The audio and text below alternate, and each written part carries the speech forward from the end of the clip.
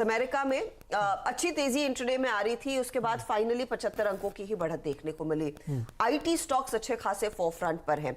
बताइए वहां पर एग्जैक्टली हुआ क्या?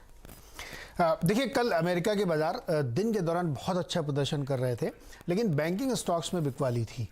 बैंकिंग में इसलिए बिकवाली थी कि फेड की तरफ से रेट बढ़ाए गए। उसके बाद कल ही जब जेनेट जेलन यानी वहाँ की फाइनेंस मिनिस्टर ने कहा कि बैंक डिपॉजिटर्स को पूरी तरीके से सेफ करने, गारंटी देने का कोई प्रस्ताव अंडर कंसिडरेशन नहीं है, तो उसके बाद बैंकिंग शेयर में और तमाम मार्केट में गिरावट पड़ी। फिर कल उन्होंने एक और बयान दिया, अगेन इसके जो कॉन्ट्रेरी है। उन्होंने ये नहीं कहा कि हम गारंटी दे रहे हैं, उन्होंने ये कहा कि हम बैंकों की ज़रूरत के मुताबिक कदम उठाएंगे। तो इससे एक राहत आनी चाहिए, लेकिन राहत इसलिए नहीं आई क्योंकि हर दिन बदलते बयानों से एक ट्रस्ट डेफिसिट वहाँ क्रिएट हो गया है। और इसको तमाम इन्वेस्टर ट्रेडर्स इसलिए नहीं मान रहे हैं क्योंकि एक तरफ इस तरह के बयान दिए जा रहे हैं और दूसरी तरफ ग्लोबल मार्केट पर रेट बढ़ाए जा रहे हैं। कल ही फेड के बाद 3 और बैंकों ने बढ़ाए हैं, जिसमें बैंक ऑफ इंग्लैंड ने ब्याज दरें बढ़ाई हैं, स्विट्जरलैंड ने बढ़ाई, जहां की बैंक डिफॉल्ट कर गया है क्रेडिट स्विस, उसके बावजूद वहां पे 0.5% ब्याज दर बढ़ाई गई हैं, और नॉर्वे ने भी बढ़ाई है। तो एक अंडर करंट ये आ गई है कि जो सेंट्रल बैंकर्स हैं वो अपना काम कर रहे हैं और सरकारों के पास कुछ खास है नहीं करने के लिए। तो इसलिए बैंकिंग सेक्टर में लोगों ने बिकवाली की। और कल आप देखेंगे तो यूएस के तमाम बैंक, छोटे से लेकर बड़े तक, सब में ठीक ठाक बिकवाली देखने को मिली। इसीलिए एक समय 450 पॉइंट ऊपर वाला डाउ एकदम नीचे आ गया। लेकिन नैस्डैक में एक दूसरी कहानी चल रही है। नैस्डैक में लगातार तेजी बनी हुई है। दिसंबर लो से आप देखेंगे तो 20% की रैली नैस्डैक में हो चुकी है, जो कि अपने शायद 200 डीएमए के ऊपर के आने की तैयारी में चल रहा है। तो इतना बड़ा बुल रन आईटी में क्यों हो रहा है? 2 रीजन से हुआ था। पहले तो बहुत ज़्यादा पिटाई हुई, तो वहाँ पे डेफिनेटली थोड़ी बहुत नीचे लोअर लेवल पे बाइंग हुई। लेकिन अगर आप उसका डीप एनालिसिस करेंगे तो उसमें आपको दिखेगा कुछ बड़े वाले जो स्टॉक हैं, जैसे माइक्रोसॉफ्ट है, उसमें बहुत अच्छी तेज़ी देखने को मिल रही है। मेटा में बहुत अच्छी तेज़ी देखने को मिल रही है, थोड़ी बहुत गूगल में तेज़ी देखने को मिल रही है। तो ये जो बड़े स्टॉक्स हैं, इनकी तेज़ी की वजह से इंडेक्स में एक बड़ी तेज़ी दिख रही है। लेकिन अक्रॉस द बोर्ड अगर आप आईटी में जाएंगे तो वैसी तेज़ी नहीं है। अब ये बड़े स्टॉक्स इंडेक्स को कब तक ऊपर खींच के रखते हैं, ये एक अलग फूड फॉर थॉट है आपके लिए। आप सोचिए कब तक होगा, इसमें हम एक डिटेल एनालिसिस एक दिन करेंगे। तो नेट अगर आप देखेंगे तो अंडरटोन वहाँ पे कंसर्न का है। अंडरटोन कंसर्न का इसलिए क्योंकि बैंकिंग में अगर गिरावट है तो कमोडिटी में की प्रॉब्लम आएगी, तब आपको आगे थोड़ी सी डाउन ट्रेंड की दिक्कत आ सकती है। दूसरी तरफ बॉन्ड मार्केट का एक रिफ्लेक्शन आप गोल्ड में देखिए। कल गोल्ड ने एक बहुत शार्प जंप लगाई और $2000 के आसपास पहुंच गया। अगर गोल्ड 2000 के आसपास जा रहा है तो ये जनरल बिलीफ और कॉमन इकोनॉमिक्स ये कहती है कि आगे और महंगाई बढ़ने की वजह से ब्याज दरें और बढ़ने की संभावना बनी हुई है। इसलिए नेचुरल हेज गोल्ड की तरफ लोगों का दिलचस्पी जारी, क्योंकि वहाँ पे एक सेफ है। और वैसे भी इंटरेस्टिंग है कि पिछले 5-6 सालों में इंडियन मार्केट को बीट किया गोल्ड ने।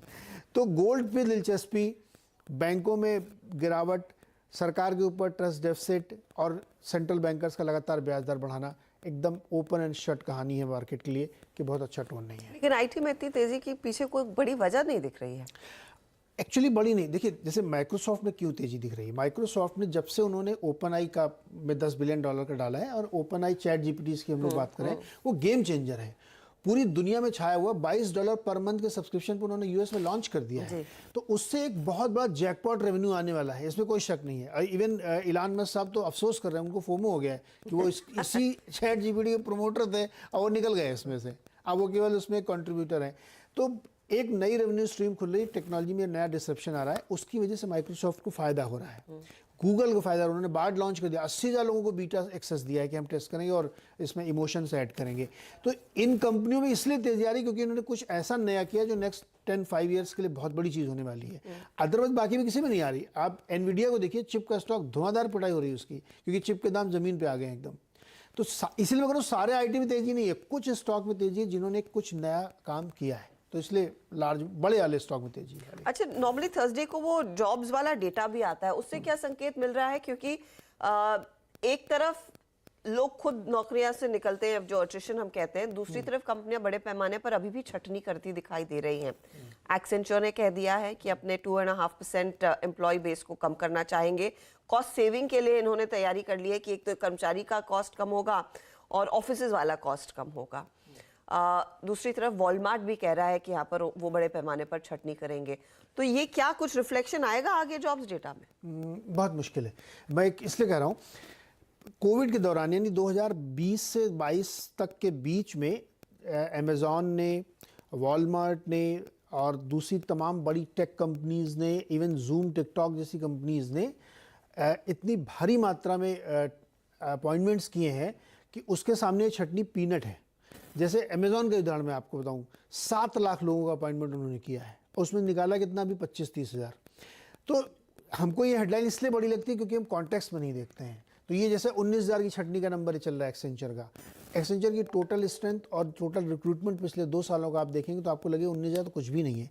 इसलिए ये खबरें आने के बावजूद जॉब मार्केट वहाँ पे बहुत ही स्ट्रांग है। हाँ, ये सही है कि यूएस का जॉब मार्केट एक समय ऐसा था कि हर एक आदमी के लिए 3 नौकरियाँ अवेलेबल थी, 3 से 4। अभी भी वहाँ पे एक आदमी के लिए 2 नौकरी अवेलेबल है। तो जो हमको दिखता है कि अनएम्प्लॉयमेंट क्लेम बहुत आ गया या 2 लाख लोगों ने इस हफ्ते नौकरी या बेरोजगारी भत्ता के लिए, डोल के लिए अप्लाई किया है, वो इसलिए करते हैं क्योंकि वो काम नहीं करना चाह रहे हैं, वो घर पे रह के कुछ और करना चाह रहे हैं, तो वो उनका रूल है तो डोल अप्लाई कर रहे हैं। लेकिन कंस्ट्रक्शन में, हॉस्पिटैलिटी में, होटल में, ट्रैवल में भरी नौकरियां हैं वहाँ पे, आप जितनी करना चाहें उतनी हैं और सैलरी पे। मेरी बात हो रही थी कल ही रात में कि वहाँ वेज हाइक क्या है, जो सबसे इंपॉर्टेंट फैक्टर है। 5% का अप्रेजल एवरेज हुआ है पूरे यूएस में। आप सोच सकते हैं डेवलप्ड इकोनॉमी में 5% की अप्रेजल हो रही है, जबकि वहाँ 1.5 से 2% होनी चाहिए, तो वहाँ 5% हो रही है, जो कि भारत में होती 5-6%। तो इसलिए जॉब मार्केट बहुत वहाँ पे अच्छा चल रहा है, उससे कोई संकेत नहीं मिल रहे हैं। ओके, तो जहां से राहत मिलनी चाहिए वहां से राहत नहीं मिल रही, इसीलिए वो फेड का स्टांस बरकरार